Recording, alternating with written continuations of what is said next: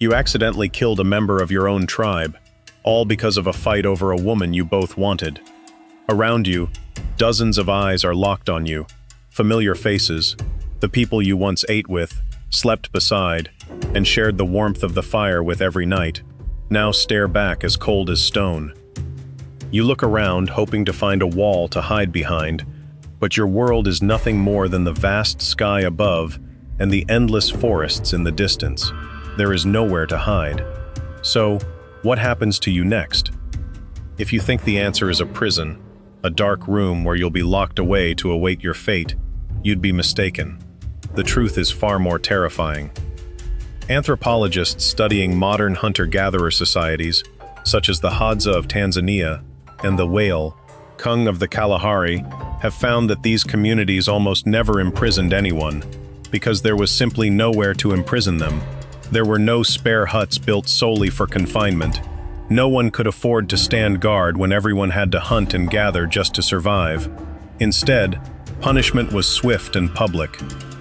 If you stole, you could be forced to surrender everything you owned: your tools, your animal hides, even your share of the tribe's most recent hunt. If you injured someone, the entire group might beat you on the spot, in full view of everyone, and that would be the end of it. Nothing lingered. There was no suspended sentence.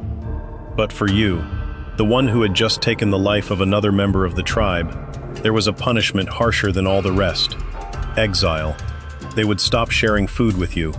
You would no longer be welcome beside the fire, and you would be forced to leave alone, without weapons, with no one to share the night's warmth. No second tribe would willingly accept a stranger of unknown origin. Walking alone almost always meant a death sentence. Day by day, your body would grow weaker, from hunger, from cold, and from having no one to watch over you, while predators waited in the darkness. This is precisely why formal prisons never emerged during this era. You didn't need a cage when exile already did the job. The tribe was the only refuge that existed, and losing it was the harshest punishment imaginable, created through absolute isolation. The most terrifying thing waiting for you wasn't 4 stone walls. It was realizing that no one stood beside you anymore. But the brutal freedom of the wilderness wouldn't last forever. Everything began to change when humanity stopped wandering and laid the first bricks upon the earth. Once people learned to build homes, they unknowingly also learned how to build the first prisons. Now, if you committed a crime, your community could no longer simply banish you. Why? Because the world had changed. Beyond the village walls lay enemy settlements. Driving you away could mean handing a warrior, or a worker, straight to the enemy. Worse still, you might become a shadow lurking around the grain stores at night, stealing the very harvest you once helped grow. Humanity faced a new problem. How do you remove a criminal from society without sending them away? The answer lay in the very structures people had only recently learned to build: storage buildings. The first prisons in history weren't built for people at all. They were built for wheat, for goats, and for the community's most valuable possessions. At archaeological sites across Mesopotamia, researchers have found evidence of people being confined inside food storage chambers. Our ancestors realized something remarkable. If you could lock up a goat to keep it from wandering away, you could also lock up a human being to keep them from causing trouble. But here, you would experience a different kind of suffering: claustrophobia. Walls surrounded you on every side, the smell of damp earth, fermenting grain, and your own unwashed body filled your lungs until the room itself became a suffocating cage. But another problem soon confronted the first rulers of organized societies. The moment they locked someone inside a room, they also had to feed them. And in the ancient world, food was gold. Wasting precious grain on someone considered useless was unimaginable for the pharaohs or the kings of Babylon. So prisons quickly transformed into something else: a machine for labor. If you became a prisoner during this age, your freedom would be surrendered to monumental construction projects. You weren't locked inside a cell. You became a slave to endless labor, hard labor. Under the scorching sun, dragging stones weighing several tons, day after day, Archaeological evidence suggests that many of the workers on these massive projects were not slaves at all, but criminals, debtors, or ordinary citizens drafted into forced labor. For them, the punishment wasn't losing their freedom inside a room, it was losing control over their own bodies, worked to exhaustion until the project was complete. Sometimes death became a release. But ancient kings understood one simple truth: executing a criminal wasted a valuable resource.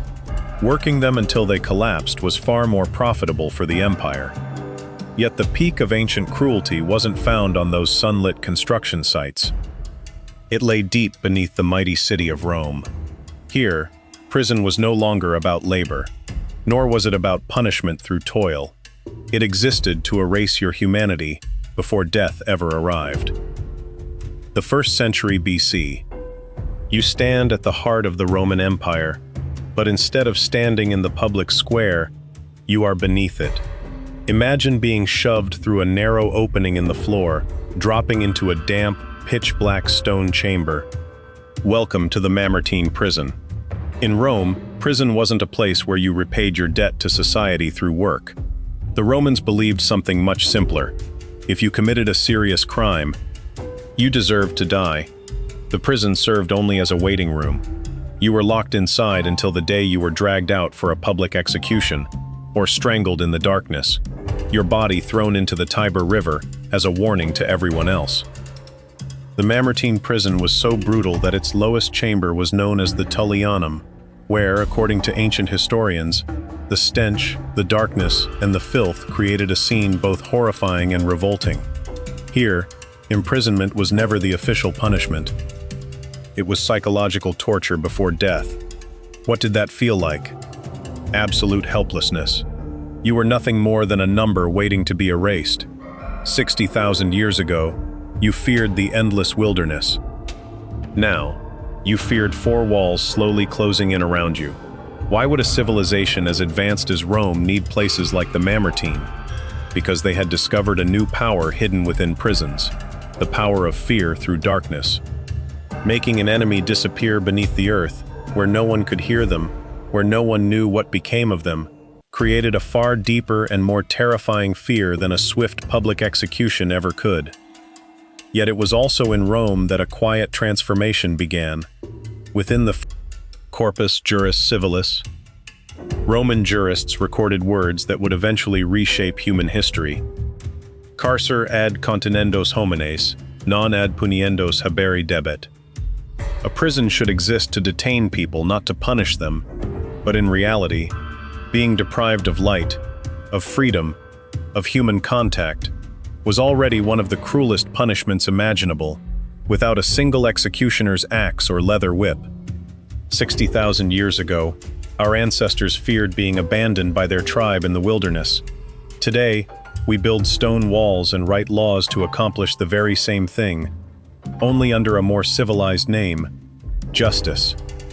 Prisons have evolved from simple grain pits into monumental institutions, but their ultimate purpose has never truly changed.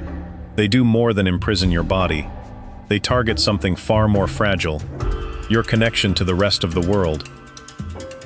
For a human being, the cruelest punishment is not death. It is remaining alive. While the world has already decided to turn its back on you, as though you no longer exist.